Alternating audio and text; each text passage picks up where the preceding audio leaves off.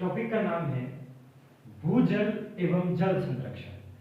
Geography के water geography के अंदर अपन ने सबसे पहले चैप्टर पढ़ा था राजस्थान की नदियां, उसके बाद पढ़ी झीलें, फिर झीलों पर बने हुए बांध, सिंचाई परियोजनाएं और नहर परियोजनाएं।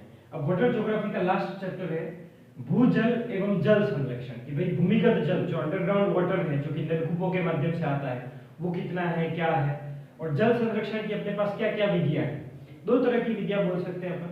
एक परंपरागत विधियां कि भाई पुराने टाइम से जो आ रही है, अपन देखते हैं कि बहुत सारी राजाओं ने झीलें बना के गए, बहुत सारी बावड़ियां हैं, तालाब हैं, तो वो परंपरागत जल स्रोत। और आधुनिक में कौन कौन से हो जाएंगे, अपन ने कोई झील बना ली या फिर कोई बांध बना दिया, वो सब तो ये मोटा मोटी अपन पढ़ चुके हैं चैप्टर, लेकिन जो इसमें परंपरागत जल स्रोत है वो पढ़ने बाकी है, तो वो देख लेंगे। पहला सेक्शन रहेगा भूजल, दूसरा सेक्शन रहेगा परंपरागत जल स्रोत, और तीसरा है जो कि आर्थिक समीक्षा में एक अलग से चैप्टर ही है जल संरक्षण के ऊपर, तो वो वाला यहाँ पे जो भी योजनाएं हैं जल संसाधनों के संबंध में, चाहे वो सिंचाई परियोजना हो वो भी यहाँ पे कवर करेंगे। उसके अलावा भी जो जल संरक्षण के लिए योजनाएं चल रही हैं वो सारी इस टॉपिक में कवर करते हैं। तो इस टॉपिक में यहाँ से आर्थिक समीक्षा की इस टॉपिक को पढ़ लिया तो मतलब आर्थिक समीक्षा में अलग से पढ़ने की जरूरत नहीं है, उसकी सारी चीजें अपन ने इसके अंदर कवर कर दी है। ठीक है, तो तीन सेक्शन है इसके, भूजल, परंपरागत जल स्रोत और जल संसाधन योजनाएं या परियोजनाएं, जो जो प्रोजेक्ट चल रहे हैं जल संसाधनों को बचाने के लिए। ठीक है, आर्थिक समीक्षा वाला पूरा इसमें कवर है। ठीक, चलो तो पहले बात करें अगर भूजल की, भूमिगत जल जो जमीन के अंदर जल है, तो उस भूजल में देखा जाए कि पूरे भारत में जितना भूजल है उसका राजस्थान में केवल 1% है। मतलब पूरे भारत के अंदर अंडरग्राउंड में अगर 100 लीटर पानी हो तो राजस्थान में केवल 1.16 लीटर पानी होगा। तो भारत की कुल भूमिगत जल का राजस्थान के पास कितना जल है, तो 1.16%। ठीक है, अपन ने भूमिगत जल को देखा कि भाई कौन कौन से एरिया के अंदर में अंडरग्राउंड वाटर ज्यादा है, कहाँ पे कम है, कहाँ पे मीडियम कैटेगरी का है। उस आधार पर अपन ने राजस्थान को पूरे 302 ब्लॉकों के अंदर वर्गीकृत किया। टोटल 302 ब्लॉकों के अंदर वर्गीकृत किया। ये 3-4 साल में रिपोर्ट आती रहती है ना, तो ये अभी जो लेटेस्ट रिपोर्ट है उसके हिसाब से राजस्थान को 302 ब्लॉकों के अंदर में बांटा अपन ने, और देखा 5 कैटेगरियों के अंदर ब्लॉकों को बांट के देखा अपन ने। एक जहां पे कोई दिक्कत नहीं है भूमिगत जल की, अच्छा खासा भूमिगत जल है, उनको अपन ने रख दिया सुरक्षित ब्लॉक में। तो पूरे राजस्थान के 302 ब्लॉकों में से 38 ब्लॉक अपने पास में सुरक्षित है जहां पे भूमिगत जल की कोई दिक्कत नहीं है। सुरक्षित ब्लॉक कितने, 38, कितने में से, 302 में से। ठीक है, फिर देखा अर्ध विषम, तो मतलब एकदम विषम भी नहीं है, अर्ध विषम मतलब ठीक ठाक ही परिस्थितियां हैं, ऐसे ब्लॉक है अपने पास में 22, और विषम जहां पे स्थिति चिंतनीय है ऐसे ब्लॉक है अपने पास में 23। ठीक है, सुरक्षित ब्लॉक कितने, 38, अर्ध विषम ब्लॉक कितने, 22, विषम ब्लॉक कितने, 23, अति दोहित जहां पे जरूरत से ज्यादा पानी निकाला जा रहा है नलकूपों के माध्यम से, ट्यूबवेल के माध्यम से, ऐसे ब्लॉक राजस्थान में सर्वाधिक है और वो है 216। 302 ब्लॉक में से 216 ब्लॉक अति दोहित। अति दोहित मतलब दोहन ज्यादा किया जा रहा है, ज्यादा ही पानी निकाल के जा रहा है। अगर अपन अति दोहन की दर देखें तो राजस्थान में 150% है, 150%, 150% है, मतलब जितना पानी है उससे तुम 1.5 गुना ज्यादा पानी निकाल रहे हो।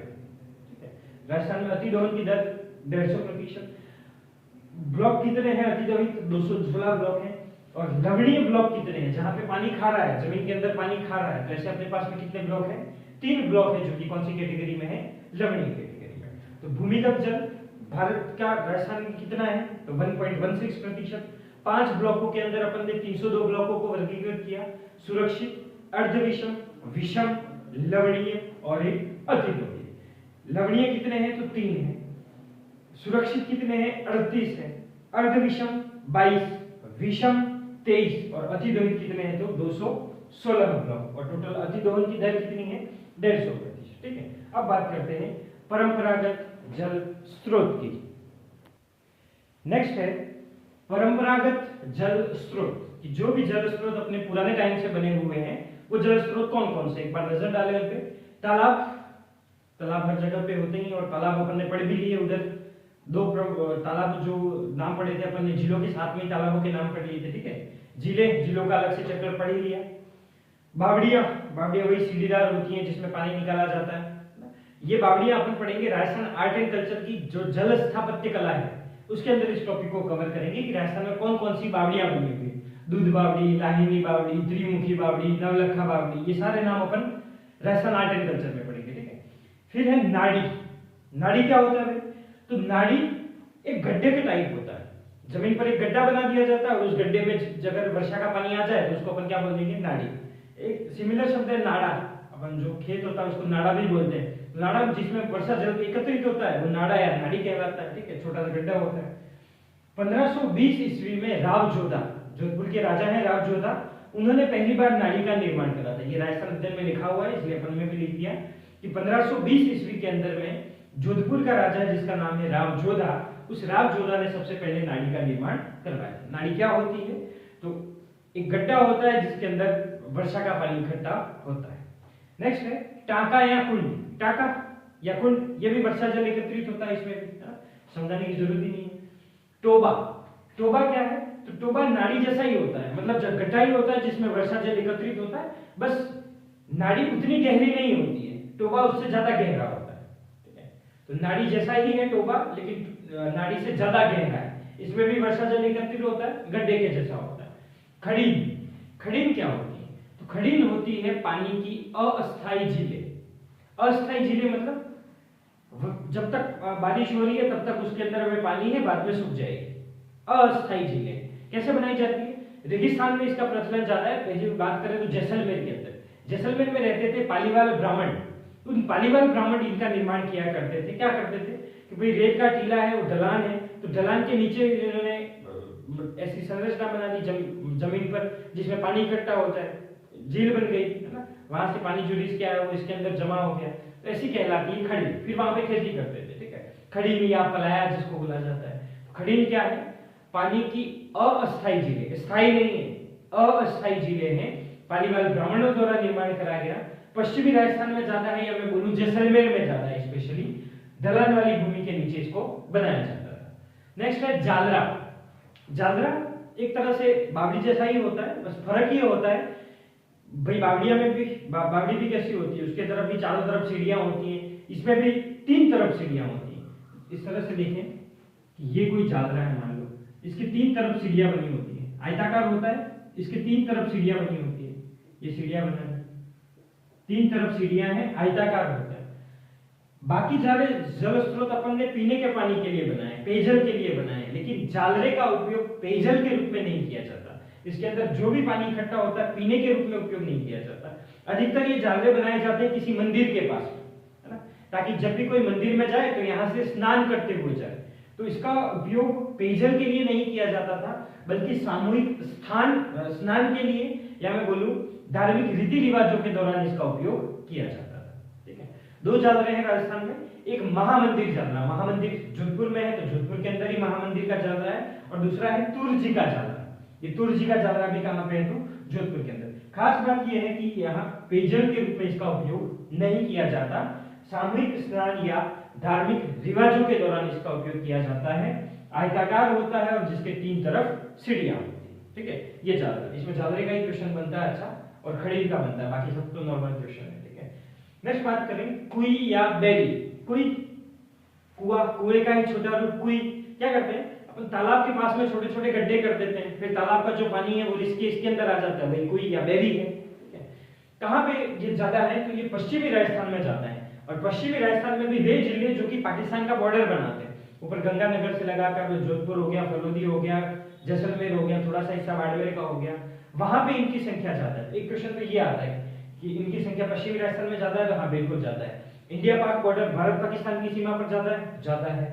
ये तालाब का पानी इसमें रिसता हुआ था, वो तो बात कर ली कि भी तालाब है, तालाब के पास में अपन ने छोटा सा गड्ढा बना दिया तो तालाब का पानी रिस के इसके अंदर आ जाता है। तो ये था कुई या बेरी। ये है परंपरागत जल स्रोत, छोटे मोटे और भी है लेकिन वो क्वेश्चन नहीं बनता तो अपन ने लिखे नहीं, ठीक है। तालाब की बात अपन झीलों के चैप्टर में साथ में कर चुके थे, झीलें अपन ने ऑलरेडी पढ़ी ली। बावड़ियां अपन राजस्थान आर्ट एंड कल्चर में पढ़ेंगे। नाड़ी क्या होती है? तो नाड़ी एक छोटा सा गड्ढा होता है जिसमें बारिश का पानी इकट्ठा होता है। नाड़ी जैसा ही होता है टोबा, लेकिन टोबा उससे ज्यादा गहरा होता है। टाका या कुंड, बताइए सबको, टाके बना दिए जाते हैं ताकि बारिश का पानी उसके अंदर इकट्ठा हो। खड़ी, पानी की अस्थायी झीलें, 2 ही चीजें याद रखनी इसमें, अस्थायी झीलें और पेयजल के लिए उपयोग नहीं, बाकी सब तो नॉर्मल है। अच्छा, पहली नाड़ी किसने बनाई थी? राव जोधा ने, कब? 1520 में। खड़ी, पानी की अस्थायी झीलें होती है, पालीवाल ब्राह्मणों द्वारा निर्माण कराया गया, ढलान के नीचे वाली भूमि पर बनाई जाती है, फिर खेती करने के लिए इसका पानी का उपयोग किया जाता है, प्लाया भी इसके कहते हैं। पलाया।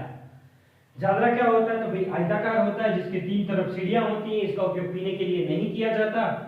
धार्मिक स्नान या मैं बोलूं रीति रिवाजों के दौरान इसका उपयोग किया जाता है।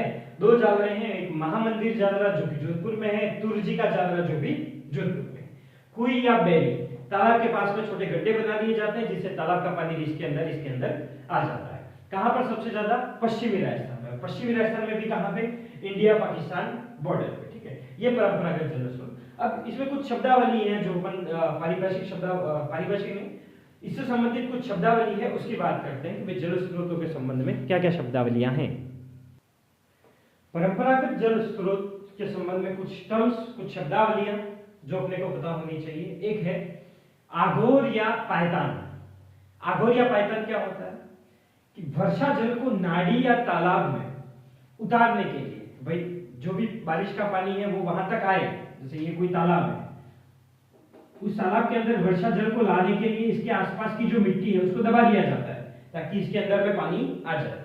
तो उस जो मिट्टी को दबाकर जिसका निर्माण किया जाता है उसे क्या कहा जाता है? आघोर या पायतान।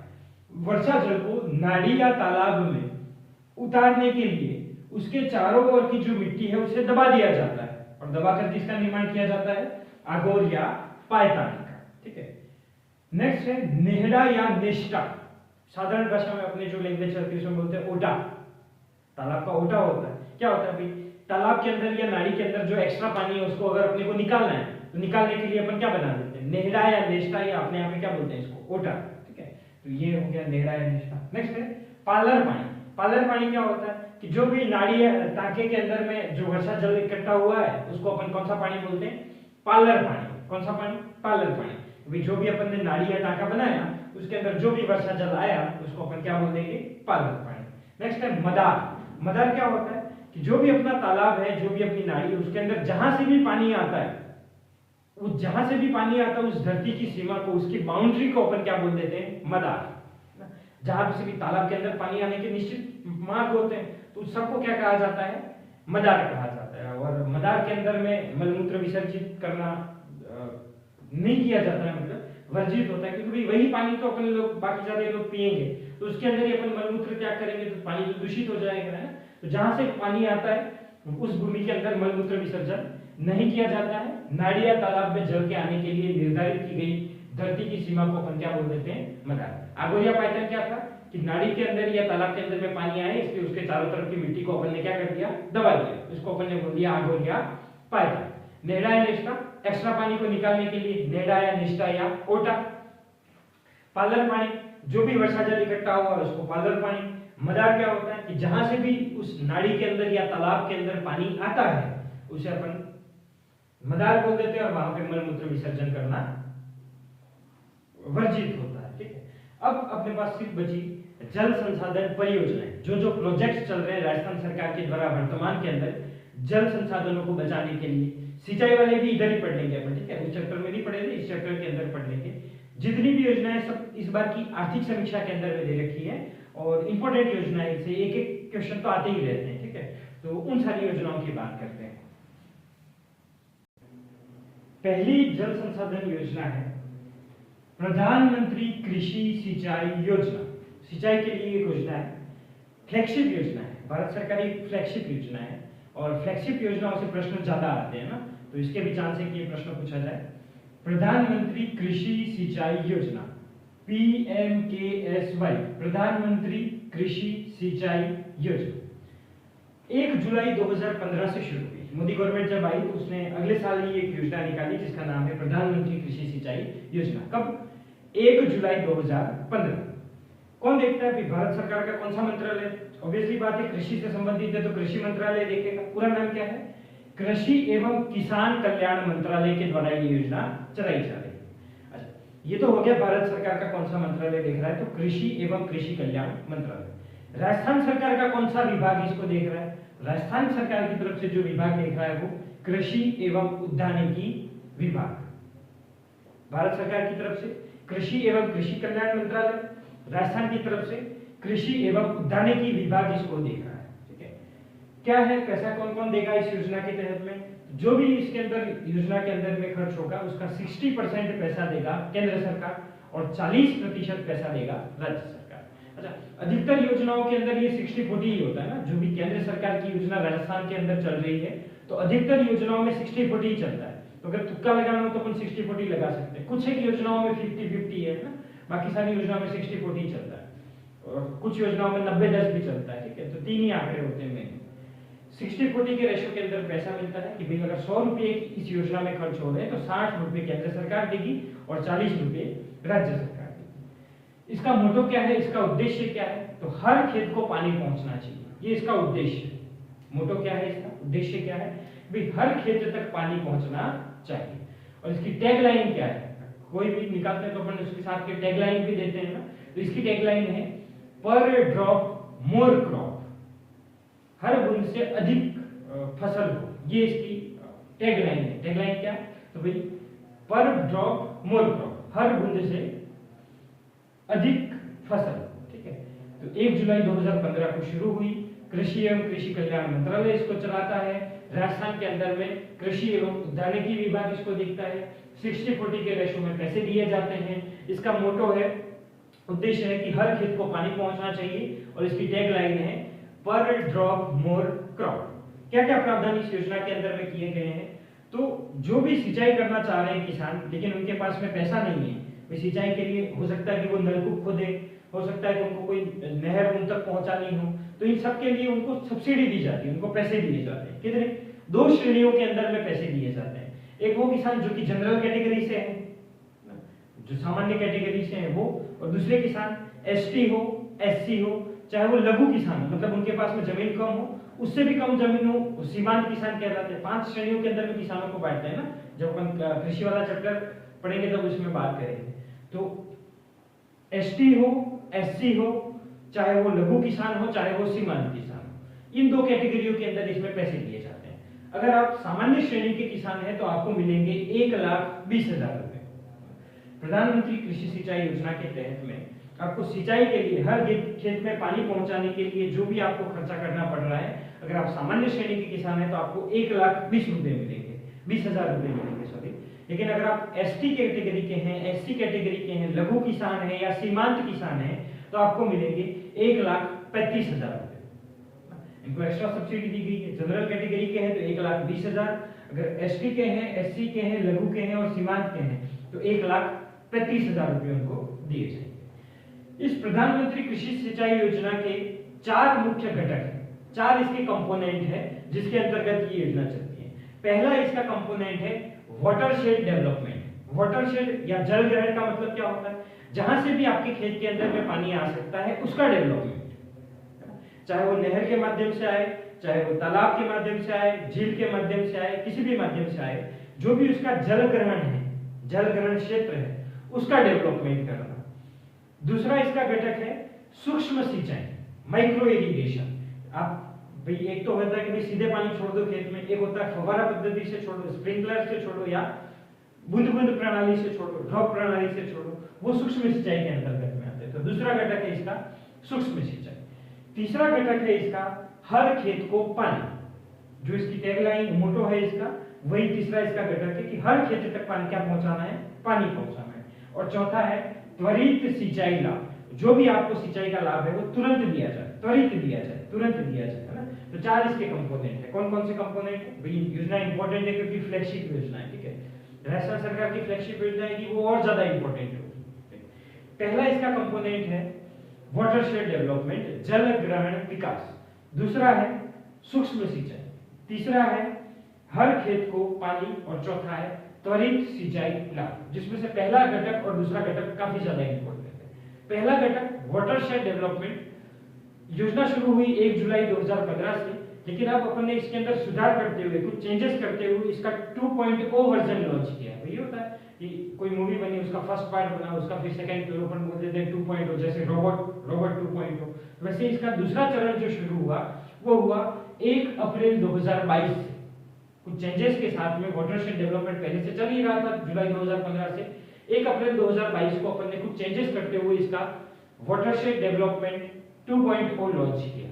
क्या है इस 2.0 के अंतर्गत में, उसके अंतर्गत भी अपन 2025-26 की बात करेंगे, जो आर्थिक समीक्षा के अंदर में दे रखा है। हर साल के लिए अलग अलग डेवलपमेंट प्लान होते हैं, इस साल के लिए जो अपने डेवलपमेंट प्लान है वाटरशेड के लिए, उसमें है कि भाई 39 जिलों को अपन ने इसके दौरान कवर किया है कि 39 जिलों तक अपन इस वाटरशेड डेवलपमेंट का काम करेंगे। कितने जिलों तक इस साल है? टोटल 41 जिले हैं, जिसमें से 39 जिलों को इसके अंतर्गत कवर किया गया है। टोटल सिंचित क्षेत्र जो है उसका 8.05 लाख हेक्टेयर। उतनी भूमि का जो है वो अगर पानी नहीं पहुंच रहा है तो उसका उपचार करना, एक तरीके से ट्रीटमेंट करना। कितने का? 8 लाख ही बोल दो इसको, 0.5 से 8 लाख हेक्टेयर भूमि का क्या करना है? उपचार करना है। टोटल कितने प्रोजेक्ट इसके दौरान चलाए जाएंगे? तो 159 प्रोजेक्ट को मंजूरी दी गई। कितने प्रोजेक्ट? 159 प्रोजेक्टों को इसके दौरान मंजूरी दी गई है। और टोटल लागत याद नहीं रहे तो चल जाए, 1990 करोड़ की इसके दौरान क्या आएगी? लागत आएगी। क्या है? पहला घटक अपन पढ़ रहे थे वाटरशेड डेवलपमेंट या जल ग्रहण विकास। उसके अंदर 2.0 अपन ने लॉन्च किया 1 अप्रैल 2022 को। 2025-26 की बात करें तो ये 39 जिलों को कवर करेगी। टोटल 159 प्रोजेक्ट चलाए जाएंगे, 8.05 लाख हेक्टेयर भूमि का उपचार किया जाएगा और 1990 करोड़ की इसके दौरान लागत आएगी। दूसरा जो इसका घटक है सूक्ष्म सिंचाई, जिसके अंदर में अपने को बूंद बूंद सिंचाई प्रणाली और फव्वारा पद्धति को प्रोत्साहन देना है। उसके लिए अपने को क्या करना पड़ेगा? किसानों को पैसे देने पड़ेंगे कि भाई खेत के अंदर आप लगाओगे करके, तो इसके अंतर्गत भी सब्सिडी दी जाती है। वही दो कैटेगरियों के अंदर, जिस कैटेगरी के अंदर में ये ओवरऑल है ना, ये इसमें सिर्फ घटक के अंदर में ये ओवरऑल है, ओवरऑल जो पैसे दिए जा रहे हैं। क्या क्या सब्सिडी दी जाएगी इसके लिए? तो अगर आप जनरल कैटेगरी के किसान हैं तो आपको मिलेगी 70% सब्सिडी। यानी मान लो कि आपके खेत में फव्वारा पद्धति को पंप लगाने के लिए पूरी जगह पे 1 लाख रुपए का खर्चा है, तो 70,000 रुपए कौन दे देगा? सरकार दे देगी। आपको 30% पैसे लगाने पड़ेंगे, ठीक है। लेकिन वहीं आप अगर एसटी के किसान हैं, एससी के किसान हैं, लघु किसान हैं, महिला किसान हैं या सीमांत किसान, महिला किसानों को भी इसमें महत्व दिया गया है। भाई जो जमीन महिला के नाम पर है उनको भी इस दौरान जोड़ा गया है ना। पहले से 4 कैटेगरियां तो थी, एसटी, एससी, लघु और सीमांत। एक कैटेगरी और जोड़ दी यहाँ पे, फीमेल, महिला, ठीक है। उनको मिलेगी 75% सब्सिडी। उधर भी 1,20,000 था, फिर 1,35,000 हुआ। इसमें 70 था जनरल के लिए और बाकियों के लिए कितना है? 75% है। तो ये योजना है जिसका नाम है प्रधानमंत्री कृषि सिंचाई योजना, जो कि 1 जुलाई 2015 को शुरू हुई। भारत सरकार की कृषि एवं कृषि कल्याण मंत्रालय के द्वारा चलाई जाती है। राजस्थान के अंदर कृषि एवं उद्यानिकी विभाग द्वारा चलाई जाती है। 60-40 के रेशो में पैसे दिए जाते हैं। इसका मोटो है हर खेत तक पानी पहुंचाना और इसकी टैगलाइन है पर ड्रॉप मोर क्रॉप, ठीक है। अनुदान की श्रेणियां इसमें क्या है? तो 2 श्रेणियों के अंतर्गत में पैसे दिए जाते हैं। अगर आप जनरल कैटेगरी के किसान हैं तो आपको मिलेंगे 1,20,000 रुपए। अगर आप एसटी से हैं, एससी से हैं, अगर आप लघु किसान हैं या सीमांत किसान हैं तो आपको मिलेंगे 1,35,000 रुपए। इसके टोटल 4 घटक हैं। पहले घटक का नाम है वाटरशेड डेवलपमेंट या जल ग्रहण क्षेत्र विकास। दूसरा इसका है सूक्ष्म सिंचाई। तीसरा है हर खेत को पानी और चौथा है त्वरित सिंचाई लाभ। जिसमें पहले घटक की बात करें वाटरशेड डेवलपमेंट के लिए तो उसमें 2.0 अपन ने लॉन्च किया है 1 अप्रैल 2022 से। क्या किया जाएगा इसमें? तो इस 2.0 के अंदर अगर 2025-26 की बात करें आर्थिक समीक्षा के अनुसार तो अपन ने 39 जिलों को टोटल कवर किया है। ये योजना 39 जिलों को कवर करेगी। 159 टोटल प्रोजेक्ट चलाए जाएंगे। 8.05 लाख हेक्टेयर भूमि का उपचार किया जाएगा और टोटल लागत आएगी 1990 करोड़ रुपए, ठीक है। सूक्ष्म सिंचाई के लिए अगर आपको फव्वारे लगाने हैं, आपको मशीनरी लगानी है, उसके लिए सब्सिडी दी जाती है। क्या सब्सिडी है? अगर आप जनरल कैटेगरी के हो तो 70% सब्सिडी। अगर आप एसटी से हो, एससी से हो, महिला हो, लघु किसान हो या सीमांत किसान हो तो आपको मिलेगी 75% सब्सिडी, ठीक है। तो ये योजना थी प्रधानमंत्री कृषि सिंचाई योजना। नेक्स्ट योजना है RRR, ट्रिपल आर, है ना। ये ट्रिपल आर योजना वर्तमान में तो जो अपन ने अभी पढ़ी प्रधानमंत्री कृषि सिंचाई योजना उसके अंदर शामिल है। पहले अलग से थी और आर्थिक समीक्षा में अलग से दे रखा तो अपन अलग से ही देख लें। ट्रिपल आर का मतलब क्या है? इसमें रिपेयर, रिनोवेशन और रीस्टोरेशन। रिपेयर करना, री इनोवेशन करना, कुछ इसमें सुधार करना और उनको रीस्टोर करना, है ना। किसको? जो भी जल संरचनाएं पहले से बनी हुई। मान लो कि आपके गांव के अंदर में कोई तालाब है, उस तालाब को भाई जैसे जैसे पानी आता है उसमें घास जमती जाती है तो तालाब की तली बड़ी होती है, ऊपर आती जाती है। तो पानी उतना ज्यादा स्टोर नहीं रहता, तो उसको वापस क्या किया जाएगा, रिपेयर किया जाएगा, रिनोवेशन किया जाएगा और रीस्टोर किया जाएगा। ठीक है, तो वर्षा जल का जो भी पानी इकट्ठा होता है, उस जहां पे भी इकट्ठा होता है उसको रिपेयर करना, रिनोवेशन करना और रीस्टोर करना, ये इस योजना का नाम है। रिपेयर, रिनोवेशन और रीस्टोरेशन, है ना। रिपेयर करना, री इनोवेशन करना और रीस्टोर करना, ये ट्रिपल आर। ठीक है, 2005 से ये योजना चल रही है, याद रहे तो ठीक है, नहीं याद रहे तो दिक्कत नहीं है। जनवरी 2005 से ये योजना चल रही है और 2017-18 में आके अपन ने इसको, जो अपन ने पहले पढ़ी, प्रधानमंत्री कृषि सिंचाई योजना के अंतर्गत शामिल कर दिया।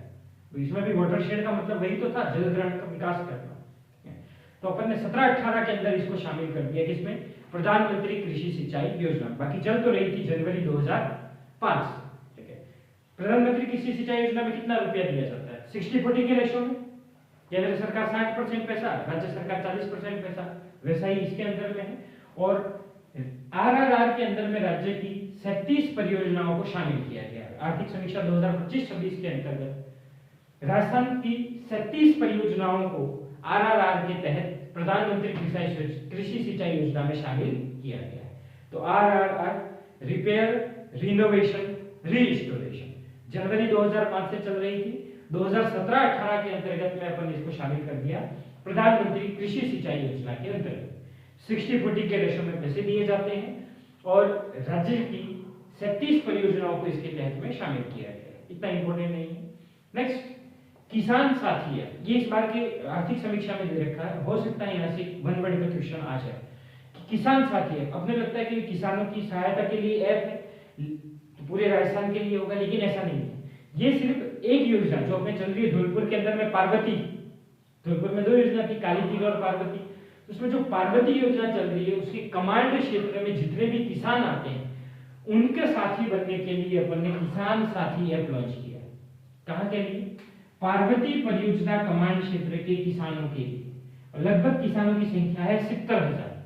ठीक है, तो आर्थिक समीक्षा में हो सकता है क्वेश्चन आ जाए। ठीक है, कौन से एरिया के लिए, पार्वती परियोजना के कमांड क्षेत्र के लिए अपन ने एक ऐप निकाला जिसका नाम है किसान साथी ऐप। और चूंकि जल से संबंधित है, कमांड क्षेत्र जलवायु कमांड क्षेत्र होता है, तो इसीलिए ये कौन से विभाग के द्वारा जारी किया गया है, जल संसाधन विभाग द्वारा।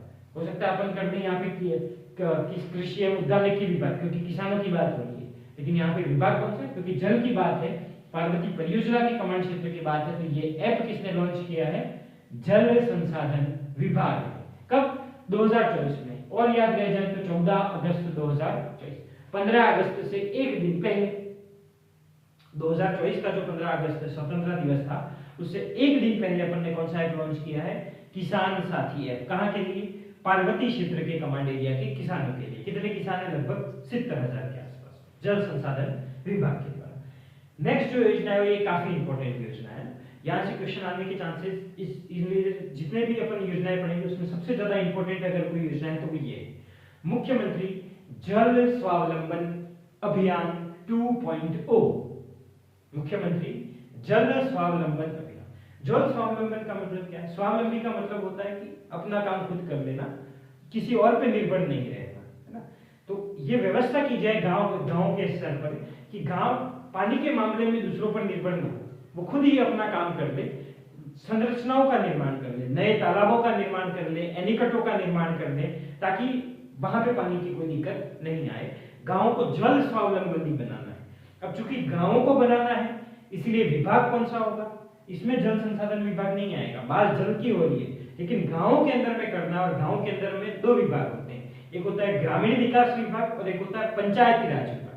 पंचायती राज विभाग जिसके अंदर सरपंच वगैरह है, वो उनको काम सौंपा गया है पंचायती राज विभाग को। भाई पंचायत के अंदर में 3 कैटेगरियां होती है, जिला परिषद होता है, पंचायत समिति होती है और ग्राम पंचायत होती है। तो इनको ये जिम्मेदारी सौंपी गई है कि आप जल स्वावलंबी बनो, आप जल संरचनाओं का निर्माण करो, डैम बनाओ, छोटे एनीकट बनाओ, तालाब नए बनाओ, है ना। उसके लिए योजना चल रही है मुख्यमंत्री जल स्वावलंबन अभियान। फ्लैगशिप योजना है राजस्थान सरकार की, पैसे सारे राजस्थान सरकार के द्वारा दिए जाएंगे। विभाग इंपॉर्टेंट है इसमें, कौन से विभाग के द्वारा, पंचायती राज विभाग के द्वारा, क्योंकि जल की बात हो रही है, अपने दिमाग में सीधा आएगा जल संसाधन विभाग नहीं, कौन सा विभाग, पंचायती राज विभाग। अच्छा, अपन बोल रहे हैं इसको 2.0, मतलब पहले भी ये योजना चल रही होगी। जब अभी बीजेपी सरकार है, उससे पहले कांग्रेस सरकार थी, उससे पहले बीजेपी सरकार थी, वसुंधरा राजे जिसमें मुख्यमंत्री थी, उन्होंने इसकी शुरुआत की थी 2016 के अंतर्गत में। भाई देखो 2024 से ये नई सरकार आई है अपने बीजेपी की, उससे पहले 2020 के आसपास से कौन सी सरकार थी? कांग्रेस सरकार थी, उससे पहले 2016 के आसपास से बीजेपी सरकार थी। तो जो 2016 में बीजेपी सरकार बनी थी, उस दौरान वसुंधरा राजे के द्वारा इस योजना को लाया गया था, जल स्वावलंबन योजना। ठीक है, 2016 में। अब चूंकि वसुंधरा राजे झालावाड़ की हैं, तो ये योजना भी कहां से शुरू हुई? झालावाड़ में भी जगह पड़ती गर्दनखेड़ी, पर हालांकि अब इसका 2.0 आ गया तो उसको पढ़ने की जरूरत नहीं है। बस इतना याद रखिए, झालावाड़ से शुरुआत की गई थी, वसुंधरा राजे ने की थी, वसुंधरा राजे से झालावाड़ याद रह जाएगा 2016 में। फिर कांग्रेस सरकार ने इस योजना को बंद कर दिया, कांग्रेस सरकार ने बंद कर दिया। अब बीजेपी की सरकार वापस आई, वापस इस योजना को शुरू किया गया, इसलिए अपन ने इसका नाम रखा 2.0। कब से शुरू की गई? तो ये फरवरी 2024 से शुरू की गई। कब से योजना शुरू की गई 2.0 वाली? तो फरवरी 2024 से। बाकी पहले वाली तो 2016 से चल रही थी, ये कब शुरू हुई? फरवरी 2024 से इस योजना का शुभारंभ किया गया, मुख्यमंत्री जल स्वावलंबन अभियान 2.0। विभाग बात करी थी पंचायती राज विभाग। क्या किया जाएगा? गांव को बुलाया जाएगा पंचायती राज विभाग को कि भाई जल संरचनाओं का निर्माण करो, चाहे निकट बनाओ, बांध बनाओ, कुछ भी बनाओ, तालाब बनाओ। ठीक है, क्या उद्देश्य रखा गया है? 2028 तक बीजेपी सरकार है, 4 सालों तक का उसका कार्यकाल है। तो अगले 4 सालों में 2024 से लगाकर 28 तक, तो अगले 4 सालों के अंतर्गत फरवरी 2024 से 2028 में भी पूछा जाए तो 31 जून 2028, कब तक? 30 जून 2028 तक ये योजना चल रही है। फरवरी 2024 में शुरू हुई, 30 जून, भाई जून का लास्ट डेट, 1 जुलाई से तो नया शुरू हो जाएगा। 1 जुलाई से पहले क्या आता है? 30 जून। तो 30 जून 2028 तक ये योजना चलेगी, 4 सालों तक ये योजना चलेगी। उन 4 सालों में हर साल का एक चरण होगा। फिर तो 2024 में एक चरण, 25 में चरण, 26 में चरण, 27-28 में चरण। उन 4 चरणों के अंदर में 20,000 गांवों को लिया गया है। उन 20,000 गांवों के अंदर 5 लाख नई जल संरचनाओं का निर्माण किया जाएगा। कितने गांव? 20,000 गांव। कितनी जल संरचनाएं बनाई जाएंगी? 5 लाख नई जल संरचनाएं बनाई जाएगी 4 वर्षों के अंदर। तो ये थी मुख्यमंत्री जल स्वावलंबन अभियान 2.0। नेक्स्ट है कर्म भूमि से मातृभूमि अभियान। कि जो भी आपकी कर्म भूमि है, जहां पे आप काम कर रहे हैं, वहां से मातृभूमि की ओर लौटो, है ना। ये यूं था कि भाई जो राजस्थान छोड़ के चले जा चुके हैं, प्रवासी राजस्थानी, है ना, जो राजस्थान से बाहर कहीं अन्य राज्यों में रहते हैं या विदेशों के अंदर में रहते हैं, उनकी जो कर्म भूमि है, वहां से उनको मातृभूमि की याद दिलाई जाए। कैसे? पैसे लो उनसे, है ना। कर्म भूमि से मातृभूमि अभियान, कि भाई जहां पे तुम कर्म भूमि पे वहीं पे रहो, हम आपको राजस्थान में नहीं बुला रहे, कि राजस्थान का भी तो देखो, यहाँ पे भी तो डेवलपमेंट करो, है ना, थोड़ा बहुत पैसा दो हमको ताकि हम योगदान निभा पाए। उसके लिए एक योजना शुरू की गई जिसका नाम है कर्म भूमि से मातृभूमि अभियान। ये भी फ्लैगशिप योजना है। क्या है ये योजना? 15 जनवरी 2025 से ये शुरू हुई है। 26 जनवरी से 11 दिन पहले, है ना, 15 जनवरी 2026 से ये योजना मुख्यमंत्री भजनलाल शर्मा के द्वारा शुरू की गई। अधिकतर जो डेट होती है वो अपने को ऐसी याद रखनी पड़ती है। किसी का बर्थडे हो, कोई इंपॉर्टेंट डेट हो, उसके आगे पीछे करके याद रख लो तो परमानेंट याद रहती है अपने को, ना। जिस तरह से अपन ने उसकी 14 अगस्त याद करी, किसान साथी याद की 15 अगस्त से एक दिन पहले, तो वो इतनी आसानी से नहीं भूल सकते। इसको भी ऐसे कि भाई 26 जनवरी से 11 दिन पहले, वो एक दिन पहले, ये 11 दिन पहले। ठीक है, तो कर्म भूमि से मातृभूमि अभियान 15 जनवरी 2025 से सीएम भजनलाल शर्मा के द्वारा इसकी शुरुआत की गई। ये योजना भूजल विभाग के द्वारा चलाई जा रही है। ये भूमिगत जल के लिए योजना है कि भाई जो भी आपके भूमिगत जल है, जमीन के अंदर जल है, उसको किस तरीके से बढ़ाया जाए। अपन ने देखा कि भाई अपने जो सुरक्षित ब्लॉक है वो मात्र 38 है, उसके अलावा सारे अपने काम के नहीं है ना, 302 में से।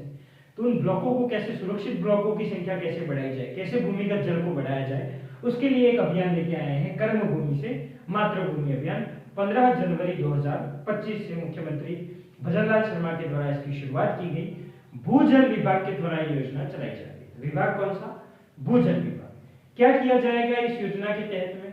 तो अगले 4 वर्षों तक, 4 साल का कार्यकाल बचा, 25 से लगाकर 28, है ना, 25, 26, 27 और 28।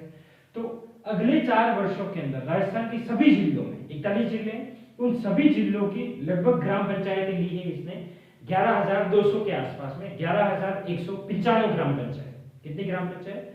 11,195 ग्रामों में, ग्राम पंचायतों में कुल 45,000, उधर 20,000 की मुख्यमंत्री जल स्वावलंबन, उधर नई जल संरचनाओं का निर्माण था, इधर भी जल संरचनाओं का ही निर्माण है, लेकिन ऐसी जल संरक्षण रचनाएं जिनसे भूमिगत जल बढ़ सके। भूमिगत जल को बढ़ाने वाली जो जल संरक्षण जितने भी रहेंगे, चाहे तालाब बनाना हो, एनीकट वगैरह, वही बनाने इसमें, बस इसका उद्देश्य भूमिगत जल को बढ़ाना है। उस भूमिगत जल को बढ़ाने के लिए 45,000 नई जल संरचनाएं बनाई जाएंगी। कितनी ग्राम पंचायतों में? 11,195 ग्राम पंचायतों में। कितने जिलों की? 41 जिलों की। कितने वर्षों में? 4 वर्षों में। ठीक है, तो अगले 4 वर्षों में राजस्थान के सभी 41 जिलों में 11,195 ग्राम पंचायतों में 45,000 नई भूजल संरक्षण संरचनाओं का निर्माण किया जाएगा। ठीक है, पैसा कौन देगा? तो भाई नाम से पता चल रहा है, कर्म भूमि से मातृभूमि, जो बाहर चले गए उनसे पैसा दो, मतलब प्रवासी राजस्थान। और किससे? लोगों से पैसा दो, जो भी गांव के अंदर में लोग हैं, क्राउड फंडिंग, लोगों से पैसा देना है ना, तो क्राउड फंडिंग करो, या फिर सीएसआर से पैसा दो। सीएसआर मतलब corporate social responsibility, corporate social responsibility. जो भी राजस्थान सरकार के अंदर में फैक्ट्रियां चल रही हैं, जो भी लोग फैक्ट्रियां चला रहे हैं, चाहे निजी फैक्ट्री हो, चाहे गवर्नमेंट की अगर सरकारी फैक्ट्री हो, तो उन फैक्ट्रियों को कहा जाता है कि भाई आपकी भी तो थोड़ी जिम्मेदारी है कि राजस्थान को डेवलप करो, हम आपको इतनी सुविधा दे रहे हैं, आप भी तो हमको थोड़ा पैसा दो ताकि हम हमारी योजना चला पाए। तो इन 3 तरीकों से इसमें पैसा लिया जाता है। मतलब राजस्थान सरकार पैसा नहीं दे रही है, लोगों से पैसा ले रही है, कंपनियों से सीएसआर के नाम पे पैसा ले रही है, या फिर पैसा ले रही है प्रवासी राजस्थानी। इसलिए तो नाम है कर्म भूमि से मातृभूमि, है ना। तो इन 3 लोगों से पैसे लिए जाते हैं, प्रवासी राजस्थानी, क्राउड फंडिंग और सीएसआर। क्या भूजल विभाग इसमें पैसा देती है? नहीं। राजस्थान सरकार पैसा देती है? नहीं। कौन पैसा दे रहा है? प्रवासी राजस्थानी, क्राउड फंडिंग और सीएसआर। जल स्वावलंबन में राज्य सरकार पैसा दे रही थी, है ना। यहाँ पे कौन पैसा दे रही? तो प्रवासी राजस्थानी, क्राउड फंडिंग और सीएसआर। वहां पे पंचायती राज विभाग था, यहाँ पर कौन सा विभाग है? भूजल विभाग। कब से शुरू की गया? 15 जनवरी 2025 से। कितने वर्षों तक चलेगी? 4 वर्षों तक। कितने जिलों में? सभी 41 जिलों में। कितनी ग्राम पंचायतों में? 11,195 ग्राम पंचायतों में। कितनी जल संरचनाओं का निर्माण किया जाएगा? 45,000। पैसे कौन देंगे? प्रवासी राजस्थानी, क्राउड फंडिंग और सीएसआर। ठीक है, नेक्स्ट। अब अपने को जगह भी तो सेलेक्ट करनी पड़ेगी गांव के अंदर जाके कि भाई यहाँ पर अगर आप जल संरचना बनाते हो तो इससे भूमिगत जल बढ़ेगा। तो उन जल संरचनाओं के लिए जगह का चयन किसके द्वारा किया जाएगा? तो विलेज डेवलपमेंट ऑफिसर, वीडीओ, ग्राम विकास अधिकारी, है ना। तो ग्राम विकास अधिकारी एक ऐप है जिसका नाम है ई पंचायत ऐप। उस ऐप का नाम क्या है? पंचायत ऐप, ई पंचायत ऐप। उसके द्वारा उस जमीन का सेलेक्ट किया जाएगा कि भाई यहाँ पर जल संरचना बनाओ तो भूमिगत जल बढ़ेगा। इस बार का प्रोसेस है 2025-26 के अंदर क्या प्रगति रहेगी इस योजना की? तो भाई 2025-26 को टारगेट दिया गया था कि सीएसआर फंड से 3 चीजों से पैसा आता है, उसमें से सीएसआर फंड से आपको टोटल 5,000 संरचनाएं बनानी है। इस 45,000 में से 2025-26 के अंदर में 5,000 संरचनाएं बनानी है सीएसआर फंड से। ठीक है, और मिनिमम हर जिले के अंदर में 125 तो बनानी ही, ये नहीं कि भाई एक ही जिले के अंदर में सारी बना दो। हर जिले के अंदर मिनिमम 125 तो बनानी ही है। कौन से फंड से? सीएसआर फंड से, है ना। 5,000 बनानी थी 2025-26 में, ये टारगेट रखा गया था। क्या प्रोग्रेस रहा? तो कहां बात 5,000 की और अपन बना बैठे 16,000 से ज्यादा, है ना। बनानी थी 5,000, अपन 16,000 से ज्यादा बना बैठे हैं। मतलब काफी अच्छा ही इस योजना के अंतर्गत में काम चल रहा है। ठीक है, लगभग 300% से भी ज्यादा। भाई देखो 3 गुना है, 5 या 15,000 से भी ज्यादा है, मतलब 300% से भी ज्यादा इसमें काम हो चुका है इस बार। मतलब काफी अच्छा प्रोग्रेस चल रहा है इस योजना। ठीक है, ऐसा ही एक अभियान चलाया गया था भारत सरकार के द्वारा। उस भारत सरकार के अभियान का नाम था जल शक्ति अभियान। कौन सा अभियान? जल शक्ति अभियान। 2019 के अंदर में जब मोदी सरकार दूसरी बार चुन के आई तब इस योजना को लेके आई, अभियान को लेके आई, जल शक्ति अभियान। तब इसकी थीम रखी गई थी catch the rain, Varsha. Catch मतलब पकड़ना, उसको पकड़ो, इकट्ठा करो, रेन को, वर्षा कि बारिश के पानी को इकट्ठा करने के लिए एक अभियान लेके आए जल शक्ति अभियान। ठीक है, अभी 2025 के अंदर भी एक अभियान चल रहा है भाई। इसी अभियान का हर साल नाम चेंज होते रहता है। 2019 में इसका नाम था जल शक्ति अभियान या कैच द रेन अभियान। इस बार की उसकी थीम क्या है? जल संचय, जन भागीदारी और जन जागरूकता। कि भाई जल को संचय करो, जन भागीदारी, लोगों की इसके अंदर भागीदारी हो और जन में जागरूकता भी फैले। तो इस बार के अभियान का नाम क्या होगा? जल संचय, जन भागीदारी, जन जागरूकता अभियान। किसके द्वारा? केंद्र सरकार के द्वारा, है ना, मोदी के द्वारा। बेसिकली 2019 में शुरू हुई, तब इसका नाम था कैच द रेन। 2025 में जब इसका नाम क्या रखा गया? जल संचय, जन भागीदारी और जन जागरूकता। ठीक है, ये भी फ्लैगशिप योजना है, इससे भी प्रश्न आ सकता है। ठीक है, नेक्स्ट योजना की बात करें। राजस्थान सरकार का एक और अभियान है जिसका नाम है वंदे गंगा जल संरक्षण अभियान। है ना, गंगा को वंदन करना, वंदे गंगा जल संरक्षण अभियान। ये भारत सरकार ने एक अभियान चलाया था, उसके तत्वाधान अपन ने शुरू किया था वंदे गंगा जल संरक्षण अभियान। कब? ये आर्थिक समीक्षा में दे रखा है ना, था तो भाई 15 दिन का ही, 5 से 20 जून तक, एक पखवाड़े का। इसलिए अपन ने बोला कि जल स्वावलंबन पखवाड़ा मनाया। था तो 15 दिन का, लेकिन आर्थिक समीक्षा में दे रखा है, इसलिए अपने को पढ़ना पड़ेगा ना। तो 5 से लगाकर 20 जून 2025 तक एक अभियान चलाया गया जिसका नाम है वंदे गंगा जल संरक्षण अभियान। इसकी शुरुआत कहां से की? तो मुख्यमंत्री के द्वारा इसकी शुरुआत जयपुर के अंदर एक बांध है जिसका नाम है जमवा रामगढ़ बांध। तो जमवा रामगढ़ बांध से इसकी शुरुआत की गई और इसकी टैगलाइन क्या थी? इसका एक टैगलाइन थी, पानी रो मान राखो, जीवन रो ध्यान राखो। ये इसकी टैगलाइन थी कि पानी रो मान राखो और जीवन रो ध्यान राखो। किसकी? वंदे गंगा जल संरक्षण अभियान। कब से कब तक? 5 से लगाकर 20 जून, 15 दिन तक चला था। 5 से लगाकर 20 जून। भाई 5 जून को पर्यावरण दिवस होता है, उस दिन इसकी शुरुआत करी, पर्यावरण दिवस के दिन से। 5 जून से लगाकर 20 जून 2025 तक जमवा रामगढ़ बांध से एक अभियान शुरू किया गया जिसका नाम है वंदे गंगा जल संरक्षण अभियान, जिसकी टैगलाइन थी पानी रो मान राखो, जीवन रो ध्यान राखो। जल स्वावलंबन पखवाड़ा मनाया गया, जल मित्र बनाए गए, जिस तरह से ई मित्र है उस तरह से जल मित्र भी बनाए गए, और टोटल 11,000 ग्राम पंचायतों को इस दौरान कवर किया गया। कितनी ग्राम पंचायतों? 11,000। इससे पहले अपन ने कितनी ग्राम पंचायतें? 11,000 ग्राम पंचायत। इसमें कितनी? 11,000 ग्राम पंचायतों को कवर किया गया। नेक्स्ट, बाराबंदी सिंचाई अनुसूची मोबाइल ऐप। एक ऐप बनाया है अपन ने, बाराबंदी। नाम क्या है? बाराबंदी सिंचाई अनुसूची, पूरा नाम तो यही है, बाराबंदी सिंचाई अनुसूची मोबाइल ऐप। किसके द्वारा ये बनाया गया? तो जल संसाधन विभाग के द्वारा। एक संस्था का इसमें सहयोग लिया गया जिसका शॉर्ट नेम याद रखना है एनआईसी गंगानगर। तो एनआईसी गंगानगर के सहयोग से जल संसाधन विभाग के द्वारा एक ऐप बनाया गया जिसका नाम है बाराबंदी सिंचाई मोबाइल ऐप। इससे पहले किसान साथी ऐप पढ़ा था अपन ने, है ना। यहाँ पे कौन सा है? बाराबंदी सिंचाई मोबाइल ऐप, जल संसाधन विभाग के द्वारा एनआईसी गंगानगर के सहयोग से। क्या जानकारी मिलेगी इसमें?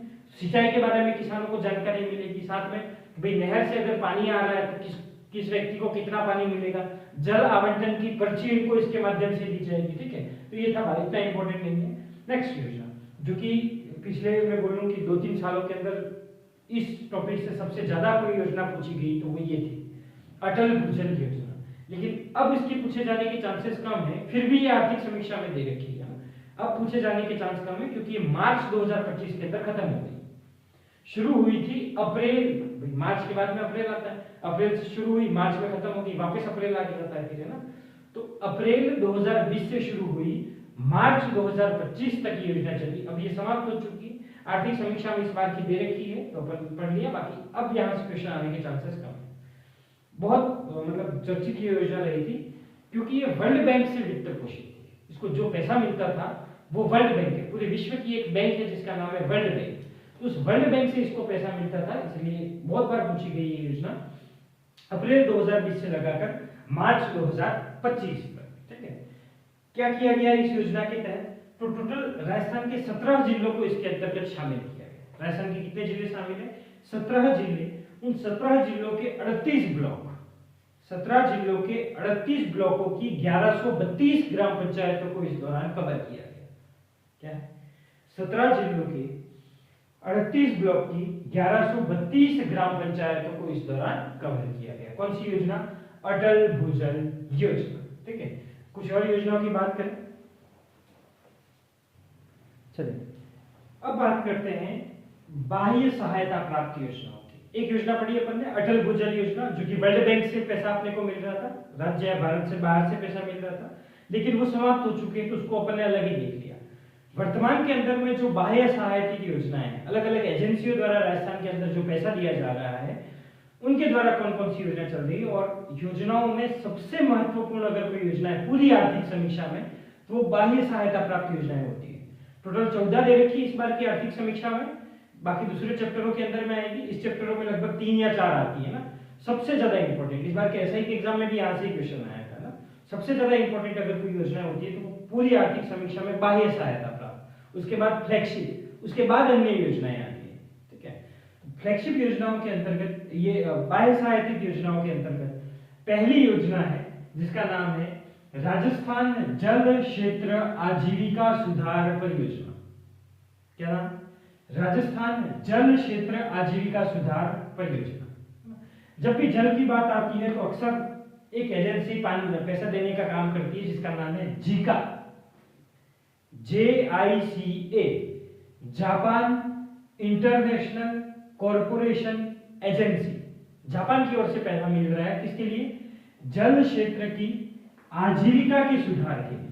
एक दूसरी योजना पड़ेगी, उसमें जल क्षेत्र पुनर्गठन है, इसमें जल क्षेत्र आजीविका सुधार है, इसमें जल क्षेत्र पुनर्गठन है, और इसमें पैसा दे रही है Zika, Japan international corporation agency, और यहां पर जो पुनर्गठन वाली है उसमें पैसा दे रही है NDB, नेशनल डेवलपमेंट बैंक। इधर कौन पैसा? NDB, new development bank, sorry new development bank. ये एशिया की एक बैंक है जो कि एशिया के अंदर पैसा देने का काम करती है ना। एक ADB भी है, एशियन डेवलपमेंट बैंक, एक नई बैंक है जिसका नाम है न्यू डेवलपमेंट बैंक, वो इसके अंतर्गत पैसा देती है। तो आजीविका सुधार में पैसा जीका, पुनर्गठन में पैसा NDB के द्वारा। ठीक है, तो राजस्थान वाटर शेड लाइवलीहुड, आजीविका बोलते हैं लाइवलीहुड इंप्रूवमेंट प्रोजेक्ट, है ना, RWSLIP। तो RWSLIP के अंदर में पैसा कौन दे रहा है? Zika, Japan international corporation agency के द्वारा। उद्देश्य क्या है इसका? पहला तो यही आजीविका सुधार, योजना के नाम से पता चल रहा है आजीविका सुधार, और दूसरा जो कि अपने को इसको देख के लगता नहीं है कि ये उद्देश्य होगा, कहीं ऑप्शन में मिल जाए तो ये मिल सकता है, ये ऑप्शन है कृषि व सिंचाई में लैंगिक समानता को बढ़ावा देना। कि भाई जितनी कृषि पुरुष योगदान होता है उतना ही महिलाओं का हो, जितना सिंचाई में महिलाओं का योगदान होता है उतना ही किसका हो? पुरुषों का हो। तो कृषि एवं सिंचाई में लैंगिक समानता को बढ़ाना और आजीविका सुधार, इसका उद्देश्य है राजस्थान जल क्षेत्र आजीविका सुधार परियोजना का। किसके द्वारा चलाई जा रही है? जीका के द्वारा। सबसे इंपॉर्टेंट प्रश्न तो यही रहता है, किसके द्वारा चलाई जा रही है? जीका के द्वारा। क्या उद्देश्य है? आजीविका सुधार और कृषि एवं सिंचाई में लैंगिक समानता को बढ़ावा देना। कितने जिले इस दौरान कवर किए गए हैं? तो 30 जिलों के अंतर्गत में ये योजना चल रही है। राजस्थान के कितने जिलों में राजस्थान जल क्षेत्र आजीविका सुधार योजना चल रही है? 30 जिलों में। चूंकि जिलों की संख्या ज्यादा है इसलिए नाम याद करने की जरूरत नहीं है ना। 30 जिलों के अंतर्गत टोटल 137 प्रोजेक्ट चलाए जा रहे हैं। 30 जिलों के तहत जो 137 प्रोजेक्ट हैं उसमें जो भी बांध बनाए जा रहे हैं, अगर तो लोगों को एक स्थान से दूसरे जगह पे शिफ्ट किया जाता है तो पुनर्वास की सुविधाएं उनको देना, जीर्णोद्धार करवाना, कोई डैम अगर पुराना हो गया उसको जीर्णोद्धार करवाना, यूं करके टोटल 137 परियोजनाओं को इसके अंतर्गत में कवर किया गया है। कितने जिलों की? 30 जिलों की। इससे पहले 17 जिले थे, 38 ब्लॉक थे और 1132 ग्राम पंचायतें थी जो कि वर्ल्ड बैंक के द्वारा चलाई जा रही थी। इसमें 30 जिलों की 137 परियोजनाओं में जीका पैसा दे रही है। कौन सी योजना? राजस्थान जल क्षेत्र आजीविका सुधार योजना। ठीक है, वापस देखिए, राजस्थान जल क्षेत्र आजीविका सुधार योजना चल रही है जीका के द्वारा, राजस्थान जल क्षेत्र पुनर्गठन योजना चल रही है NDB के द्वारा, न्यू डेवलपमेंट बैंक, इधर जापान इंटरनेशनल कॉरपोरेशन एजेंसी के द्वारा। ठीक है, उद्देश्य क्या है इसका? आजीविका में सुधार करना, वो तो नाम में ही लिखा हुआ है। दूसरा क्या उद्देश्य है? कृषि एवं सिंचाई में लैंगिक समानता को बढ़ावा देना। इसके तहत टोटल 30 जिलों की 137 परियोजनाओं को कवर किया गया। ठीक बात है। दूसरी योजना देखें, ये रेगिस्तानी क्षेत्र के अंदर में चल रही है। जो रेगिस्तान वाला इलाका है अपना, वहां पे ही इंदिरा गांधी नहर योजना है, इंदिरा गांधी नहर है, तो वो इंदिरा गांधी नहर वाले इलाके के अंदर इसका मुख्य फोकस देखें तो इंदिरा गांधी नहर जो फीडर नहर है वो मुख्य नहर है, उसकी रीलाइनिंग, उसका पुनर्निर्माण करवाना इसका मुख्य फोकस है ना, ताकि जल का दिक्कत ही नहीं है भाई। पश्चिमी राजस्थान में मरुस्थल में जल के लिए अपन ने इंदिरा गांधी नहर परियोजना दे रखी है, तो उसकी मरम्मत कर दो, उसका ही पुनर्निर्माण कर दो, तो अपने आप जल वहां पे आसानी से पहुंच जाएगा ना। तो जल क्षेत्र के पुनर्गठन के लिए, रिस्टोरेशन के लिए Rajasthan watershed restoration project development, ठीक है, तो ये योजना चलाई जा रही है न्यू डेवलपमेंट बैंक के द्वारा। अच्छा, पैसा अनुदान के रूप में नहीं दे रहे, एक बार पैसे देके भूल जाओ, वो सिस्टम नहीं है, लोन दे रही है राजस्थान सरकार को। 70% पैसा एनडीबी के द्वारा दिया जाता है लोन के रूप में, वापस चुकाने हैं राजस्थान सरकार को ना, उधर चुकाने नहीं है, इधर पैसे चुकाने हैं अपने को। और 30% पैसा बोला कि राज्य तुम खुद लगाओ, ठीक है। 8 सालों और 6 महीनों के अंतर्गत ये योजना चलाई जाएगी। टोटल इसकी अवधि कितनी है? 8 वर्ष और 6 माह। एग्जैक्ट डेट नहीं दे रखी आर्थिक समीक्षा में, ऐसे ही दे रखा है, इसलिए ऐसे ही याद कर रहे हैं। 8 वर्ष और 6 माह तक ये योजना चलेगी, 2 चरणों के अंतर्गत में योजना चलेगी। कितना टाइम? 8 वर्ष और 2 माह। कितने चरणों में? 2 चरणों के अंदर। इसका मुख्य फोकस क्या होगा? जो इंदिरा गांधी नहर परियोजना है उसकी फीडर नहर और मुख्य नहर की रीलाइनिंग करना, और इससे जो टोटल लाभान्वित जिले हैं उनकी संख्या है 10। भाई जहां जहां पे इंदिरा गांधी नहर का पानी आएगा वह वो इससे लाभान्वित होंगे। देखें कौन कौन से? गंगानगर, हनुमानगढ़, उसके नीचे बीकानेर, चूरू, चूरू के नीचे सीकर, सीकर के साइड में झुंझुनू और नीचे नागौर। 10 जिले गिनाने अपने को। एक तो सारे बॉर्डर वाले जिले आ गए, गंगानगर, बीकानेर, जोधपुर, जैसलमेर और बाड़मेर, ये तो सारे बॉर्डर वाले इलाके आ गए ना। गंगानगर, बीकानेर, जोधपुर, जैसलमेर, बाड़मेर। इधर नीचे हनुमानगढ़, चूरू, सीकर, झुंझुनू और नागौर, ठीक है। तो ये इससे जिले लाभान्वित होंगे। भाई रेगिस्तान ही है वहां पे, है ना, तो ये जिले उससे लाभान्वित है। कुछ और बाह्य सहायतिक योजनाओं को देखें। नेक्स्ट है बांध पुनर्वास और सुधार परियोजना। बांध पुनर्वास एवं सुधार परियोजना। भाई बांध बनते हैं तो लोगों का पुनर्वास होता है ना, शिफ्टिंग होती है उनकी, तो बांध का पुनर्वास और बांधों का सुधार, ये प्रोजेक्ट चल रहा है। शॉर्ट में बोलेंगे तो डैम रिस्टोरेशन इंप्रूवमेंट प्रोजेक्ट, ठीक है, ड्रिप। किसके द्वारा चलाई जा रही है? वर्ल्ड बैंक और साथ में AIIB के द्वारा। AIB की फुल फॉर्म नहीं याद हो चल जाएगा। वर्ल्ड बैंक और AIIB के द्वारा ये योजना चलाई जा रही है। 70% पैसा वर्ल्ड बैंक और AIIB मिलकर देते हैं और 30% पैसा किसके द्वारा? राज्य सरकार की तरफ। जो पहली पड़ी थी वो पूरा पैसा जीका दे रही थी, वो जल क्षेत्र आजीविका सुधार में। उसके बाद एनडीबी वाली पड़ी, उसमें 70% पैसा लोन के रूप में दे रही थी। फिर वर्ल्ड बैंक की पड़ी अपन ने, वर्ल्ड बैंक प्लस AIIB के द्वारा 70% पैसा दिया जाता है, 30% पैसा राज्य सरकार। कौन सी योजना? बांध पुनर्वास एवं सुधार परियोजना। बांध सुधार परियोजना में पैसा कौन दे रहा है? World bank. AIIB का नाम याद नहीं हो तो भी चल जाएगा ना। वर्ल्ड बैंक और राज्य सरकार की योजनाएं 70-30 के रूप में पैसा देते हैं। 10 सालों का टोटल ये प्रोजेक्ट है। बांध सुधार एवं पुनर्वास परियोजना कितने साल के लिए है? 10 साल के लिए है। 2 फेज के अंदर में चलाई जाएगी। इसका चरण 1 2021 से 2027 तक। इसका फेज कब से कब तक? 2021 से लगाकर 2027 तक। जो दूसरा फेज 2025 से लगाकर 2031 तक, 2025 से लगाकर 31 तक, यानी 6 साल के 2 फेज। एक 2021 से लगाकर 2027 यानी 6 साल हो गए, दूसरा 2025 से लगाकर 2031 के बीच में ना। ये 2027 तक पहला फेज चलेगा और दूसरा फेज उससे पहले ही शुरू हो जाएगा 2025 से, ठीक है। तो 2021 से 2027, 2025 से लगाकर 2031 तक 2 फेजों में वर्ल्ड बैंक और AIIB 70% पैसा, राज्य सरकार 30% पैसा। योजना का नाम है बांध पुनर्वास एवं सुधार परियोजना। राजस्थान के अंदर देखें तो कुल मिला के बड़े बड़े बांध देखें तो 212 बांध है ना। कुल मिला के 200 बड़े बड़े जो बांध है, छोटे मोटे तो बहुत सारे होंगे, बड़े बड़े बांध मिलाकर 212 बांध है। उन 212 बांधों में से बांधों का पुनर्वास और सुधार के लिए इस योजना के तहत 10 वर्षों में 189 बांधों का चयन किया गया है। कितने बांध? 212 में से 189 बांधों का चयन, मतलब ऑलमोस्ट सारे बांध। बचे कितने? 11 और ये 12, 23 बांध बचे।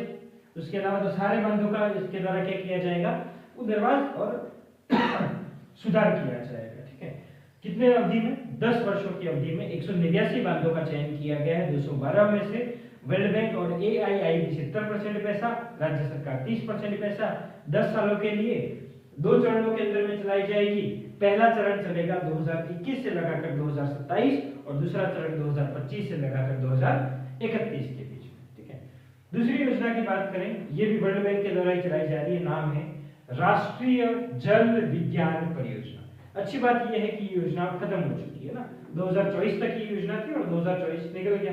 2016 से 2024 तक ये योजना चल रही थी, मतलब 8 सालों के लिए योजना थी, 2024 में समाप्त होगी। लेकिन फिर भी ये आर्थिक समीक्षा में दे रखी है, इसलिए अपने को पढ़ना पड़ेगा, बाकी क्वेश्चन आने की संभावना कम है।